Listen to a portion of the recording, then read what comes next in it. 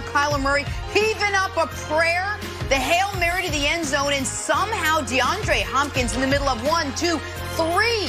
Three Buffalo receivers makes the absolutely incredible catch. That's the ball game. Best finish I've seen all year.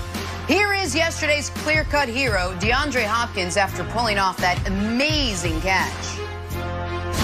You know, in basketball terminology, that's what they call this. You know, when somebody get dunked on. But it was on 3 people. Yeah, that was, you know, they were in position. It was just a better catch by I. I've never played receiver, so I don't even, you know, I'm thinking like, you know, he's got to run down there. That's a 50-yard trot down there, you know, and then he's got to post up with 3 dudes that are NFL athletes. I don't know. I don't know. It's that's a tough catch. It's tough. Cardinals stealing that one from Buffalo, and the accolades poured in as expected. LeBron chiming in with wow, wow, wow, hop, hop, hop, DeAndre Hopkins. My bro, different. Patrick Mahomes tweeted, DeAndre Hopkins is a monster, man, and Eli Manning with this little humorous gem. Only a select few of us that can make a play like this. Ha! All right, Brandon, let's not forget there wouldn't have been that catch without that throw. So I got to ask, which was better, the throw or the catch? Yeah, Jenna, both insanely good. But if I have to give an edge to one, I would give it to D-Hop. I mean, it's hard, and Kyler talked about it. You're in a 2-minute situation, so you're in a hurry-up situation. You're on the ball. You're exhausted as a receiver. One of the hardest things to do is give it your all, your effort at the end to get in the end zone. So he had to sprint 50 yards, get himself in position, and then go track the ball with 3 guys around him. I have to give it to sticky finger DeAndre Hopkins. This was an amazing catch. I've been in this situation probably 100 times and never got this close. Never came down with the ball. I've been in this situation as a defender. Todd Bowles, defensive coordinator for the Tampa Bay Bucks, used to throw me out there at safety all the time. These guys are wrong. How do you have 3 defenders going after the ball? There's only one guy that's supposed to go get the ball, and that was usually me or the safety. All 3 of these guys went for the ball. They're supposed to box out like D-Hop said. This is a basketball situation. They played it all wrong, and D-Hop was able to track it and come down with it, Nick. Brandon, this is not a hard question. The more impressive part is the catch. The throw's great, but there's at least 4 guys in the league that can make that throw. Kyler, Rodgers, Mahomes, Russ. Now, Yes. if Russ made the throw, it probably gets intercepted. But 4 guys can make that throw. Only DeAndre Hopkins. He's the only receiver in the league that can make this catch. He's the only one. Really? DeAndre Hopkins, it's not just because of his hand size and hand strength. I think he has the best pair of hands in the league aside from his teammate Larry Fitzgerald, and Fitzgerald doesn't have the athleticism anymore to make this play. Listen, I was in Houston when they drafted him. A couple years ago, DeAndre made what I think might be one of the greatest catches in NFL history that didn't count. As some of you guys will remember it, it was against the Dolphins. He made it one-handed and then put it between his legs. But they watch this play right here. This is, and so it is, on first glance, that catch looks amazing. What you're about to see here, this catch is impossible. He catches it one-handed, tip of the football between his legs, never touches the ground. The ball didn't move. It never moved. It never moved. And but that one didn't count. So Wilds, to me, it's the catch. I think the throw is great. The catch is all-time great by DeAndre. 100%. Yeah, I'll tell you, look, it's a great throw. DeAndre had a great catch, but let's not overlook the other unsung hero of this play, number 21 on Buffalo.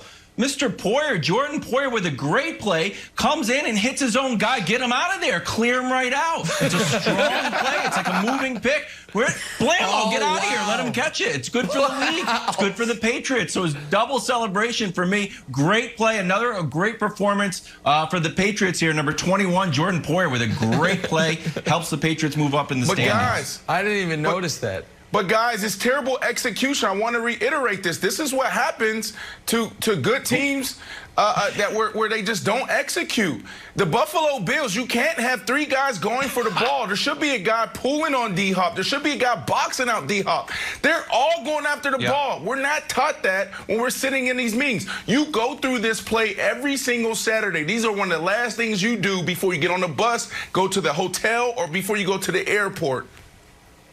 You don't have to raise your hand, Wells. Do you feel like the defense, sorry, it's like class. Do you feel like the defense can be a little bit extra aggressive here because the referees would be reluctant to call pass interference on a Hail Mary? You got it. Before Hail Mary, I used to always tell the refs, like, are you going to call the PI? They never called the PI. So the defensive backs, they should have played into that. No, they never. I think we've seen it one time in the last 10 years on a Hail Mary where someone threw a flag on it. You usually see, defensive backs pulling on the receiver, pushing them out the way before the ball's in the air, and they didn't do that here. They missed an opportunity to take advantage of the no calls in the Hail Mary situation. Good 21. I get all that. I get all that, Jenna. But I actually think that was a pretty good. I don't think the defense was terrible.